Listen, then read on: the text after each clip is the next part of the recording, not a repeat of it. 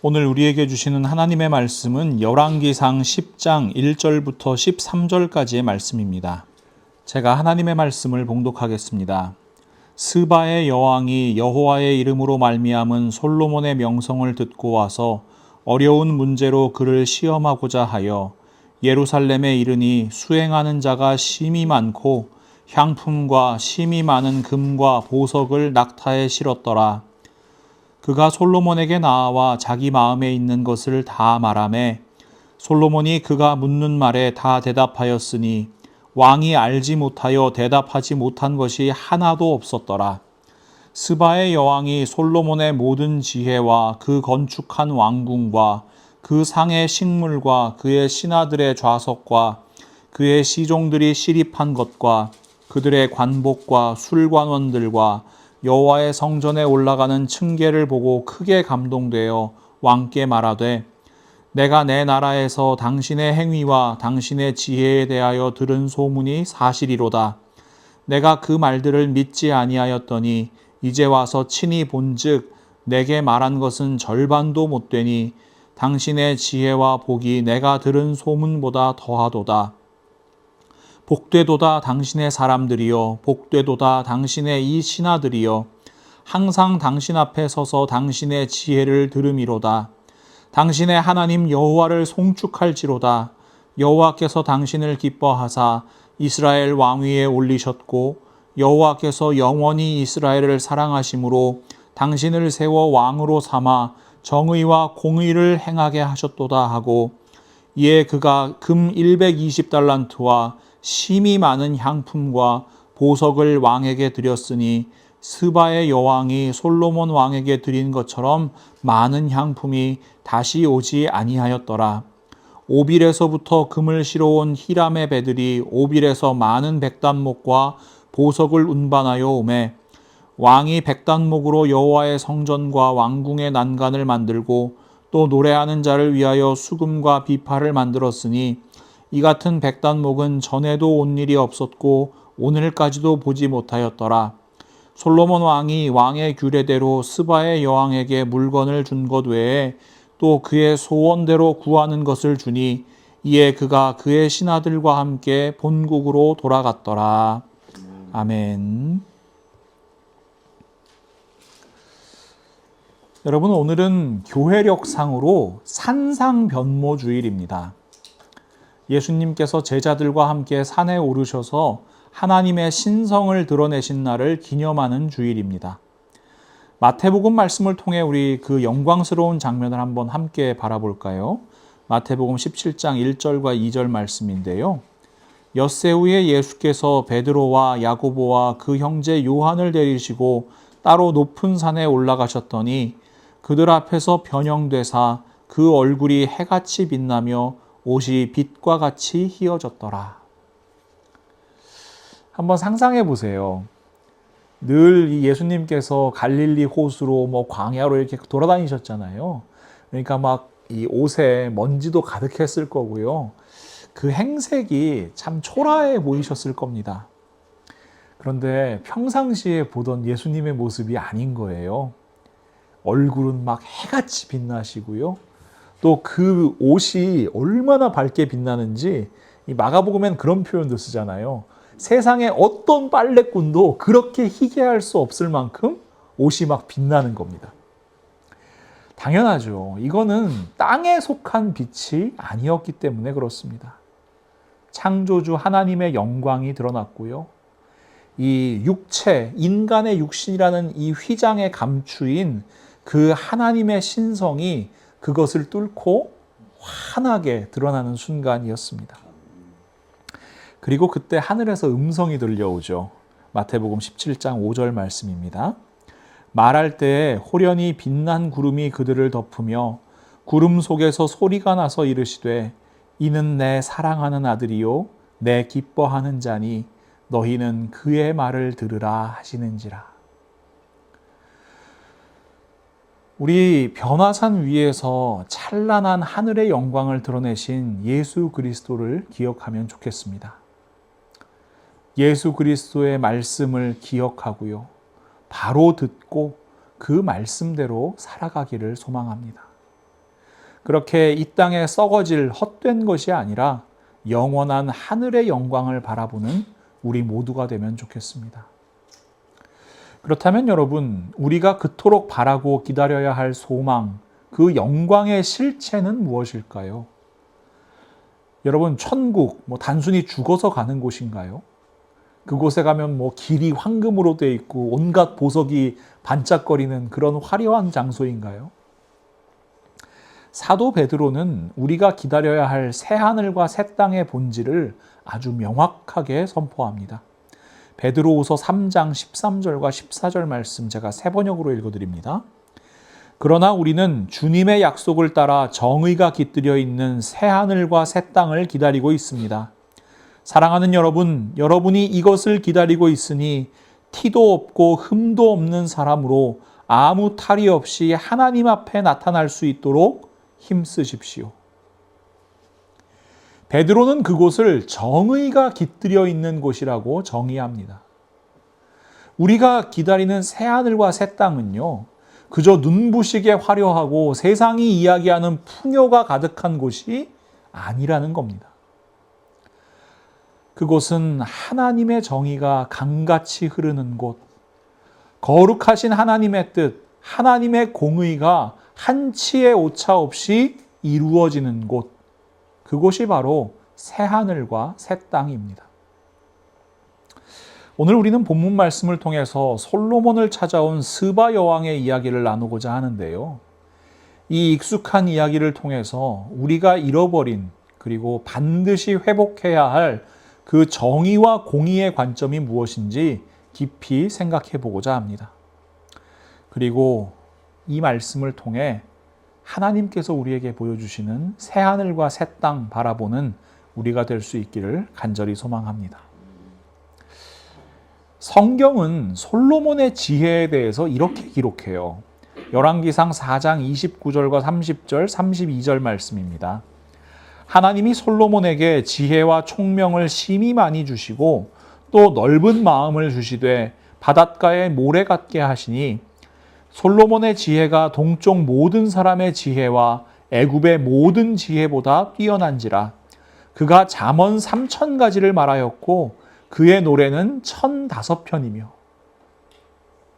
솔로몬이 대단한 지혜를 가지고 노래를 1,005편을 지었대네요. 근데 시편에 기록된 솔로몬의 시는 시편 72편과 127편 이렇게 단 2편입니다. 그 중에서도 시편 72편은 제왕시라고 분류를 하는데요. 장차 왕이 하나님께 구해야 될 덕목과 그 왕이 통치하면서 누리게 될 영광이 무엇인지 자세하게 묘사되어 있기 때문입니다. 근데 이 시편 72편을 묵상하다 보면 눈길을 끄는 구절이 하나 있어요. 시편 72편 10절과 11절 말씀입니다.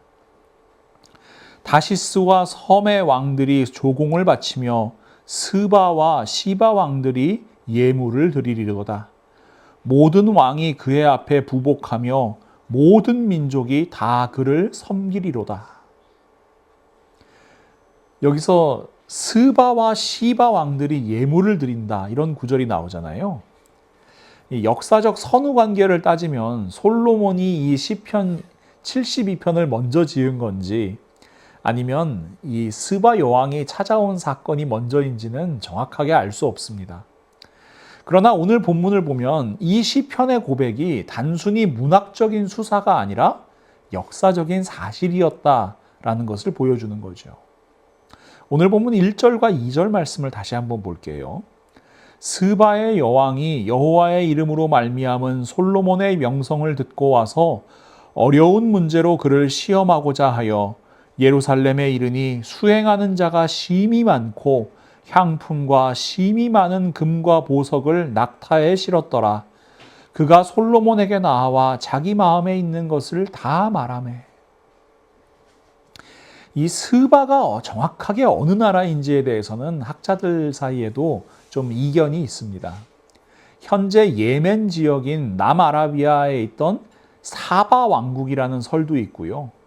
또 홍해 건너에 있는 에티오피아라는 설도 유력합니다. 뭐 어느 쪽이든 간에 이스라엘에선 상당히 먼 거리에 있는 땅들이고요. 그 거리보다 좀 더 주목할 것은 이것이에요. 열왕기상 4장 34절을 보시면 사람들이 솔로몬의 지혜를 들으러 왔으니 이는 그의 지혜의 소문을 들은 천하 모든 왕들이 보낸 자들이었더라. 여러분, 솔로몬 왕에게 사신을 보낸 나라들은 많아요. 그런데 스바 여왕은요, 사신을 보내는 대신에 직접 예루살렘을 찾아옵니다. 지금은 여러분 뭐 각 국가의 정상들이 만나서 정상회담 하는 거 뭐 흔한 일이잖아요. 그런데 고대 사회에서 이것은 매우 드문 일이었습니다. 그렇다면 여러분, 스바 여왕이 솔로몬에게 찾아온 이야기, 여러분은 어떻게 듣고 계십니까? 어떻게 읽고 계십니까? 제가 지난주일 설교에서 이 게슈탈트 심리학에 대해서 말씀드렸잖아요. 기억나시죠? 폐쇄성의 원리라는 거, 다시 한번 그림을 한번 보시면은 이 불완전한 형태를 보고 사람이 무의식적으로 그 빈 곳을 채워서 완성된 형태로 인식하려는 경향이 있다. 그러니까 인간이 가지고 있는 뇌는 그 안에 있는 구조를 가지고 부분들을 인식한다라는 거예요. 몇 개의 흩어진 이 검정색 얼룩들을 보고 우리는 뭘 봐요? 팬더를 볼 수가 있는 거예요. 우리 뇌에서 자동으로 완성을 시키는 거죠. 이것이 인간의 인식 구조입니다. 이것이 성경 읽기에도 그대로 적용된다고 제가 말씀을 드렸어요. 우리는 흔히 성경의 행간을 하나님의 마음이 아니라 우리 자신의 욕망으로 채워간다는 거죠. 우리가 보고 싶은 대로 성경을 읽는 거죠. 그래서 이 스바 여왕의 본문을 읽을 때도요, 우리는 무의식적으로 위대한 솔로몬 왕, 이런 그림을 완성하면서 읽어요. 본문 말씀을 통해서요, 솔로몬의 성공담에 주목을 하는 겁니다.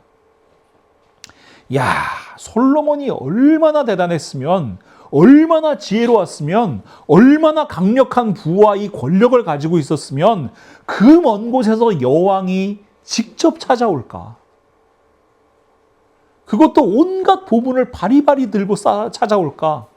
이러면서 솔로몬의 강력한 왕권, 그가 누렸던 부귀 영화, 이런 것에 감탄을 하는 거예요. 그리고 나도 솔로몬처럼 돼서 세상 사람들이 나에게 머리를 조아리기를 은근히 기대하는 겁니다. 흔히 하는 기도에 한 구절 추가하는 거죠. 하나님, 저에게 솔로몬의 지혜를 주시옵소서. 부귀 영화를 주시옵소서.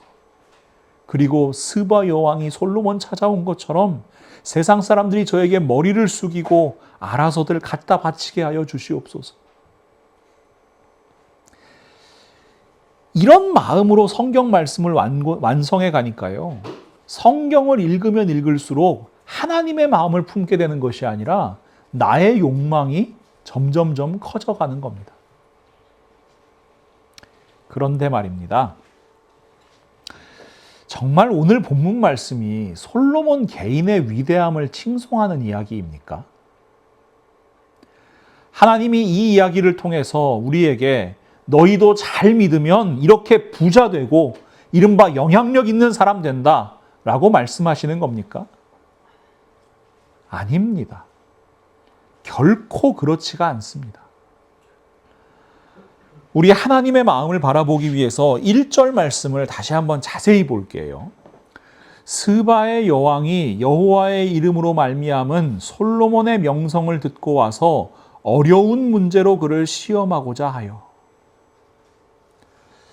여러분, 스바 여왕이 무엇을 듣고 지금 솔로몬을 찾아왔어요? 명성입니까? 솔로몬의 지혜, 부유함, 군사력, 명성, 우리는 이런 것에 주목하지만 성경은 분명히 여호와의 이름으로 말미암은 솔로몬의 명성이라고 기록합니다. 여호와의 이름으로 말미암은. 그러니까 스바 여왕은 솔로몬이 얼마나 잘난 왕인지 직접 보기 위해서 먼 길을 온 게 아니라는 말이에요. 이스라엘이라는 나라의 국력을 확인하고 그 당시 명소가 되었던 이 여호와의 성전을 확인하기 위해서 온 것도 아니에요. 스바의 여왕은요, 여호와 하나님이라는 신의 존재와 그분이 솔로몬에게 주셨다는 그 지혜의 실체를 확인하러 온 겁니다. 스바 여왕은 물론 와서 솔로몬이 지은 성전, 왕궁, 신하들의 모습, 입고 있는 복색, 그 다음에 솔로몬이 대답하는 거침없는 지혜, 이런 모든 것을 보고 크게 감동합니다. 세번역 성경에는 넋을 잃을 정도로 압도됐다고 표현해요.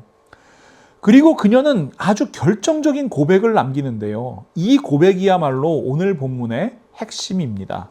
열왕기상 10장 6절에서 9절 말씀을 제가 다시 한번 읽어드립니다. 왕께 말하되 내가 내 나라에서 당신의 행위와 당신의 지혜에 대하여 들은 소문이 사실이로다. 내가 그 말들을 믿지 아니하였더니 이제 와서 친히 본즉 내게 말한 것은 절반도 못 되니 당신의 지혜와 복이 내가 들은 소문보다 더하도다. 복되도다 당신의 사람들이여, 복되도다 당신의 이 신하들이여. 항상 당신 앞에 서서 당신의 지혜를 들음이로다. 당신의 하나님 여호와를 송축할지로다. 여호와께서 당신을 기뻐하사 이스라엘 왕위에 올리셨고 여호와께서 영원히 이스라엘을 사랑하심으로 당신을 세워 왕으로 삼아 정의와 공의를 행하게 하셨도다. 이 구절을 잘 보세요. 지금 이방인인 스바 여왕이 하나님을 찬양하는 겁니다. 야, 솔로몬 대단해! 이게 아니고요. 솔로몬을 왕위에 앉히시고 솔로몬에게 지혜를 주시고 솔로몬을 통하여 하나님의 뜻을 이루시는 여호와 하나님을 찬양하는 겁니다. 그리고 그 찬양의 핵심이 무엇입니까? 솔로몬의 지혜, 금은보화, 수많은 병거와 마병, 이것이 아닙니다. 9절 하반절 잘 보세요. 당신을 세워 왕으로 삼아 정의와 공의를 행하게 하셨도다. 바로 이거예요. 이방 여왕의 눈에도 보이는 거예요. 하나님께서 이스라엘을 사랑하셔서 왕을 세우신 목적이 보이는 거예요. 솔로몬에게 지혜를 주신 목적이 보이는 거예요. 그 목적이 뭡니까? 하나님의 정의와 공의를 실행하시기 위함이었음을 스바의 여왕은 정확하게 꿰뚫어 본 겁니다. 사실 이것은 솔로몬 자신이 시편 72편에서 노래했던 이상적인 왕의 모습과 정확하게 일치합니다.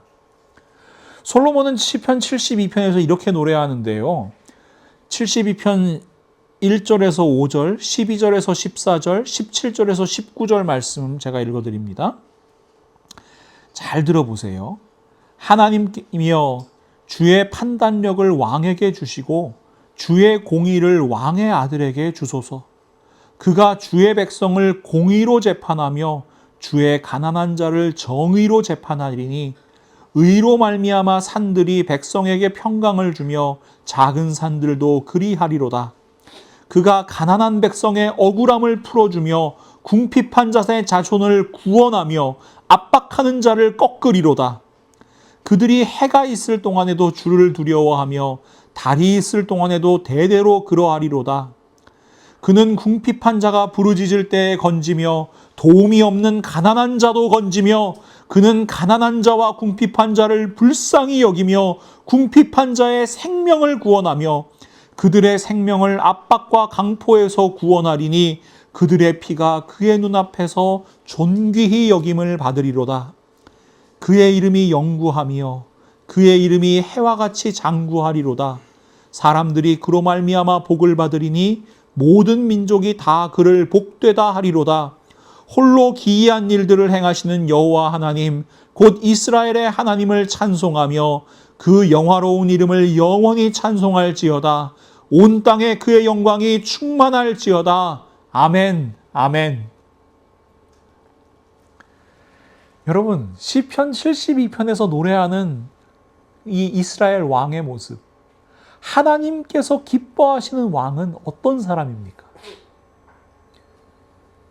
주변 나라에서 조공 많이 받고 국고를 든든히 채우고 병거를 많이 마련하고 그래서 강한 나라를 만들고 주변 나라를 다 쳐서 이 멸망시키고, 여러분, 이런 나라예요? 이런 왕이에요? 아니에요. 가난한 자의 억울함을 풀어주고요, 궁핍한 자의 생명을 살려주고요, 압박받는 자를 해방시켜주는 그런 왕입니다. 그 한 사람 한 사람의 생명을 존귀히 여기는 왕입니다. 그리하여 이 땅에 하나님의 공의와 정의를 실현해내는 왕입니다. 하나님께서 창조하신 생명 하나하나가 얼마나 귀한지 알고요, 그 생명을 살리는 왕입니다. 이것이 하나님께서 꿈꾸시는 하나님의 나라를 하나님의 말씀으로 통치하는 왕이라는 존재입니다. 스바 여왕은 솔로몬의 통치에서 바로 이 하나님의 마음을 발견하고 찬양한 것입니다.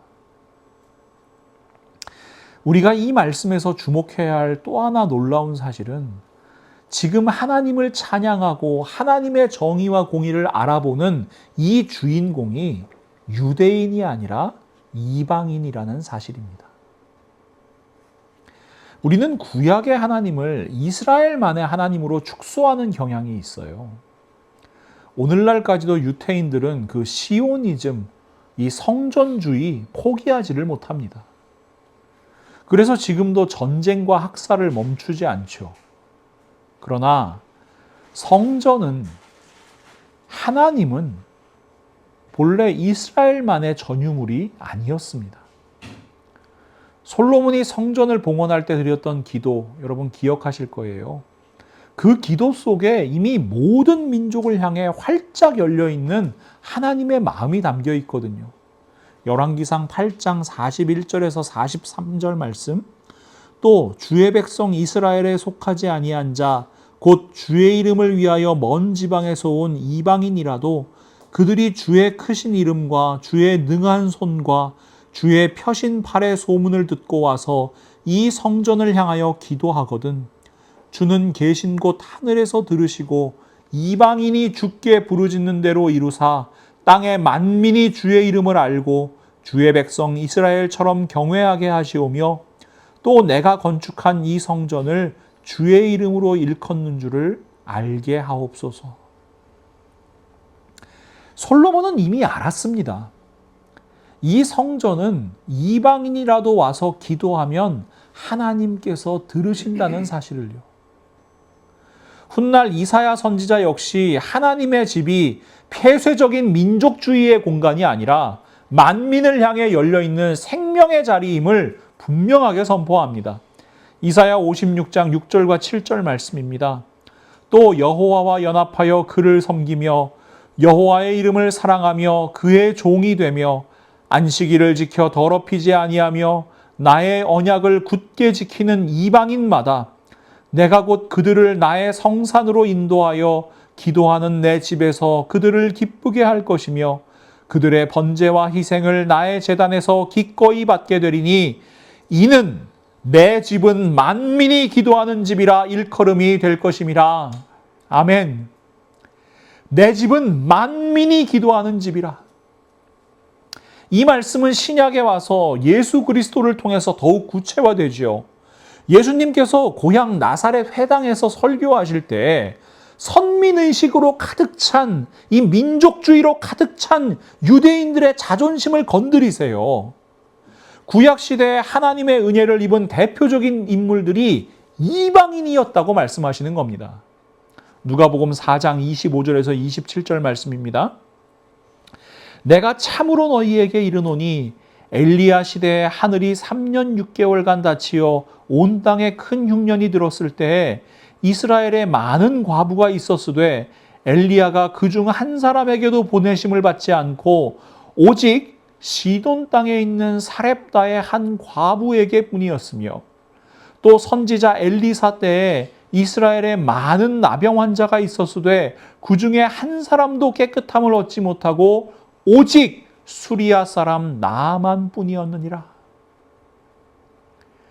예수님은 시돈 땅의 과부, 수리아 사람 나만 장군, 그러니까 유대인들이 사람 취급도 하지 않던 이방인들만 하나님의 은혜를 경험했다고 선포하시는 겁니다.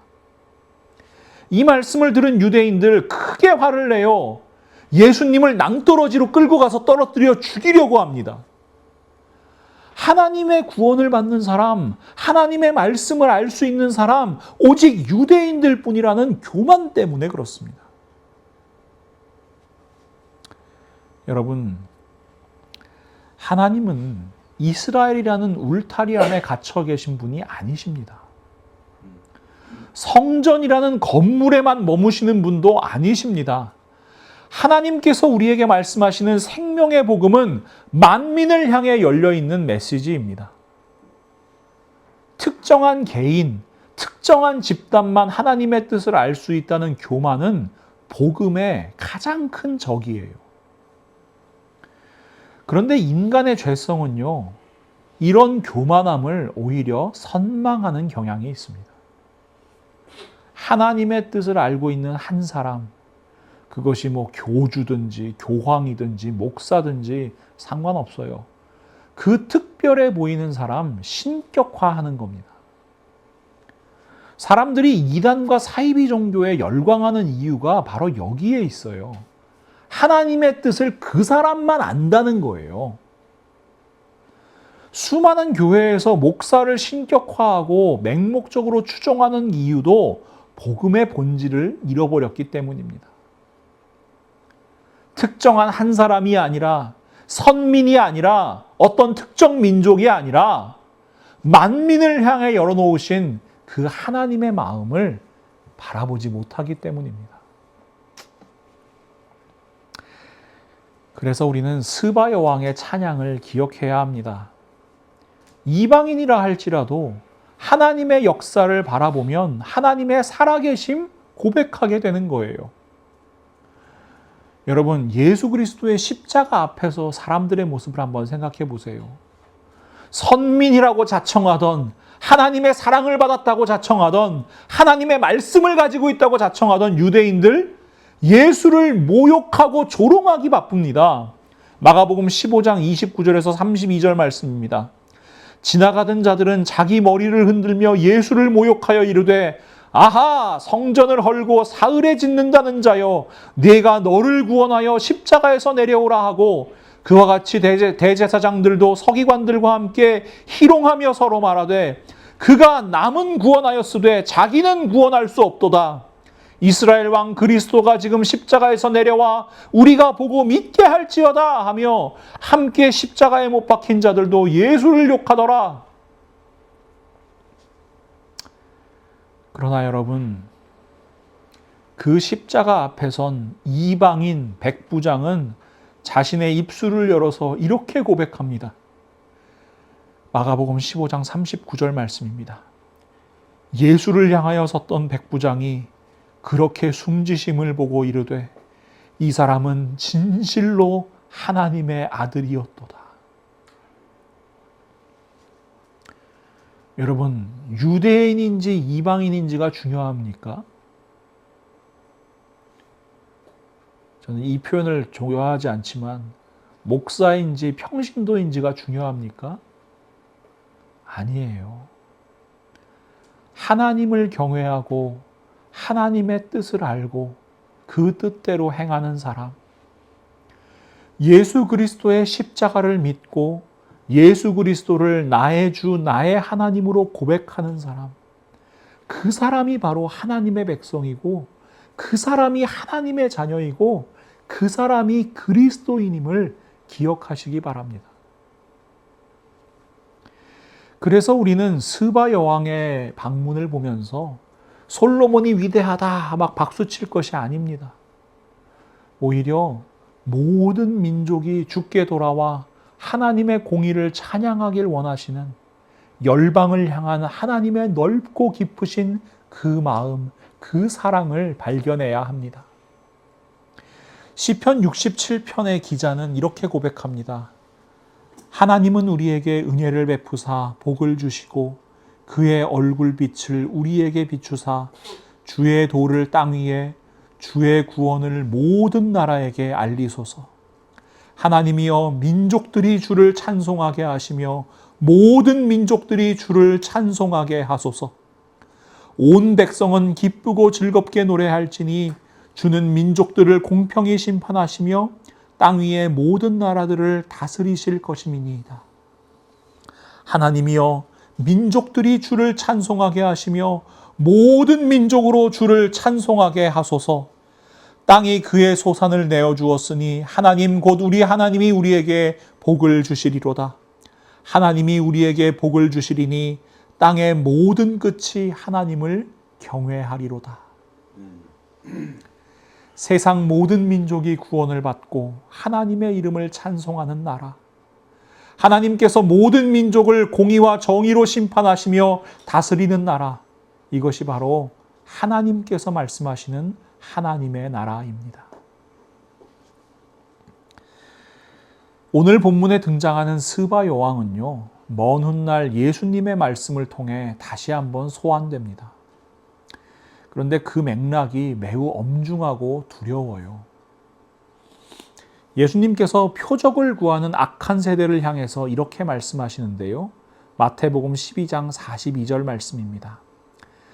심판 때에 남방 여왕이 일어나 이 세대 사람을 정죄하리니 이는 그가 솔로몬의 지혜로운 말을 들으려고 땅끝에서 왔음이거니와 솔로몬보다 더 큰 이가 여기 있느니라.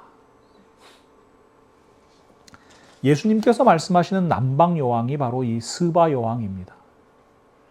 예수님께서는 자신이 솔로몬보다 더 큰 이 참된 지혜, 말씀이 육신이 되어 이 땅에 오신 분, 곧 하나님이심을 선포하십니다. 여러분 생각해 보세요. 스바 여왕은 불완전한 인간, 그 왕인 솔로몬의 지혜를 듣기 위해서 먼 길 마다하지 않고 찾아옵니다. 그리고 하나님의 정의와 공의를 찬양합니다. 하물며 지혜의 본체이시며 하나님의 아들이신 그리스도께서 직접 오셨는데 그분의 말씀을 듣지 않고 배척하는 유대인들의 완악함은 얼마나 큰 죄입니까? 그래서 심판 때에 스바 여왕 그 이방인이 일어나서 이 세대를 정죄할 것이라고 말씀하시는 겁니다. 그렇다면 오늘날 우리는 어떻죠? 안타깝게도 이 시대의 그리스도인들은 스바 여왕이 보았던 것의 절반도 보지 못하고 있습니다. 기복신앙과 번영신학에 빠진 교회들은 스바 여왕이 가져온 금은보화, 귀한 향품, 솔로몬의 성공에는 열광합니다. 그러나 정작 스바 여왕이 감동하고 찬양했던 하나님의 정의와 공의에는 너무나 무관심합니다. 이 무관심을 아주 쉽게 확인할 수 있어요. 사도행전 16장 31절 이르되 주 예수를 믿으라 그리하면 너와 내 집이 구원을 받으리라. 주 예수를 믿으면 구원을 받는다. 아주 명쾌한 복음이죠. 그런데 오늘날 교회는 이 명쾌한 복음을 어떻게 왜곡합니까? 예수를 믿으면 복 받는다라고 슬쩍 바꿔요. 그리고 그 복의 자리에 하나님의 구원 대신에 나의 욕망을 끼워 넣는 거예요. 예수 잘 믿으면 좋은 대학 간다. 예수 잘 믿으면 솔로몬처럼 부자 된다. 솔로몬처럼 화려한 성전을 짓는 것이 하나님의 영광이다. 이런 논리로 하나님의 말씀을 왜곡하는 겁니다. 십자가의 공의는 사라지고 인간의 욕망만 남는 겁니다. 그런 걸 우리는 우상숭배라고 합니다. 기복신앙과 번영신학은 우상숭배입니다. 이건 신앙이 아니에요. 하나님 믿는 게 아니에요. 십자가 대신에 불상 갖다 둬도 괜찮고 큰 나무나 바위를 갖다 둬도 이상하지 않은 것들만 빌고 있다면 결코 그것은 복음일 수 없는 겁니다. 사랑하는 믿음의 동역자 여러분, 제가 여러 번 말씀드렸습니다. 2000년대 이전에는 교회가 세상을 걱정했습니다. 나라와 민족을 위해서 눈물로 기도했습니다. 세상이 정말 하나님의 나라 되기를 간구하며 그렇게 뜨겁게 기도했습니다. 그러나 이제는 세상이 교회를 걱정하는 시대가 되었습니다. 세상 사람들이 교회를 향해 손가락질하면서 묻죠. 교회가 너무 돈만 밝히는 거 아니냐? 교회 안에서 세습이 일어나고 교회 안에 부정불패가 들끓는 것이 이게 웬 말이냐? 왜 교회는 가난한 자들의 편에 서서 공의를 외치지 않고 기득권을 옹호하면서 세상의 권력을 탐하느냐? 교회는 왜 불의에 눈 감고 타협하느냐? 여러분, 참으로 뼈아픈 지적들입니다. 교회가 우상의 산당이 되었기 때문입니다. 그렇다면 교회가 우상의 산당과 구별되는 유일한 길이 무엇입니까? 그것은 사적인 욕망과 성공을 구하는 것이 아니라 하나님의 정의와 공의를 구하는 데에 있습니다. 교회를 통해서 내가 잘 먹고 잘 사는 것을 구하는 것이 아니라 교회를 통해 이 땅 가운데 하나님의 정의와 공의가 흘러가게 하는 것, 그것이 우리가 회복해야 할 성전이고 예수 그리스도의 몸된 교회입니다. 하나님께서 지금 우리에게 말씀하시는 거예요. 솔로몬의 화려한 영화가 아니라 그를 통해 드러내신 하나님의 정의와 공의를 바라보라고 말입니다. 변화산에서의 영광은 세상의 화려함이 아니었습니다. 변화산의 영광은요, 십자가를 지러 내려가시는 예수 그리스도의 공의로운 순종에 있었습니다. 오늘 본문에서 스바 여왕이 솔로몬을 통해 보았던, 그리고 오늘날 우리가 회복해야 할 하나님의 정의와 공의를 가장 잘 대변하는 선지자의 외침으로 말씀을 마치려고 합니다. 이 말씀이 저와 여러분의 가슴에 깊이 깊이 새겨지기를 바랍니다. 우리 한번 한 목소리를 읽을까요? 아모스 5장 24절 말씀입니다. 함께 읽죠. 오직 정의를 물같이 공의를 마르지 않는 강같이 흐르게 할지어다. 아멘. 스바 여왕처럼 하나님의 정의와 공의를 발견하고 하나님을 찬양하는 우리 모두가 될 수 있기를 간절히 소망합니다. 그리고 날마다 살아가는 순간순간마다 그 정의와 공의가 이 땅 가운데 흘러갈 수 있도록 하나님의 말씀 안에서 살아가는 참된 그리스도인 될 수 있기를 예수 그리스도의 이름으로 간절히 축원합니다. 하나님, 오늘도 하나님의 말씀으로 저희에게 말씀하여 주심을 진심으로 감사합니다. 언제나 저희에게 말씀하시지만 저희들은 엉뚱하게 듣고 엉뚱하게 바라보고 있는 것은 아닌지 다시 한번 저희의 모습을 돌아봅니다. 하나님의 말씀을 통하여 하나님의 뜻을, 하나님의 정의를, 하나님의 공의를 바라보는 것이 아니라 저희의 욕망만 점점 키워온 것은 아닌지 이 시간 회개하고 돌아섭니다. 그러니 하나님, 이제 바로 보고 바로 읽고 바로 듣고 바로 믿고 바로 깨달아 바로 행하게 하여 주옵소서. 정말 바라보아야 할 것을 바라보게 하시고 하나님의 마음 품게 하시고 그렇게 이 땅 가운데 하나님의 정의와 공의를 흘려보내는 통로의 삶을 살아가는 저희들 한 사람 한 사람, 그리고 저희 라이프 교회 되게 하여 주시옵소서. 하나님, 그러할 때 이 땅 가운데 정말 참된 하나님의 나라 이루어져 가기를 간절히 소망합니다. 더 이상 하나님의 뜻을 왜곡하지 아니하고 하나님의 뜻에 반하지 아니하고 오직 하나님의 뜻이 하늘에서와 같이 이 땅 가운데 이루어지는 것을 저희들 바라보게 하여 주시옵소서. 그 마음 품고 이제 세상으로 나아가는 우리 성도님들 한 사람 한 사람의 삶을 하나님께서 붙드시고 사용하여 주셔서 그 삶의 자리자리마다 예수 그리스도의 향기가 드러나게 하시고 거룩한 하나님의 나라, 예수 그리스도의 십자가 붙드는 교회에 세워지게 하여 주시옵소서. 저희들 한 사람 한 사람이 교회임을 기억하며 이 땅 가운데 회복하기를 원하시는 주님의 지체로 살아갈 수 있도록 하나님 저희와 함께하여 주시옵소서. 예수 그리스도의 이름으로 간절히 기도합니다. 아멘.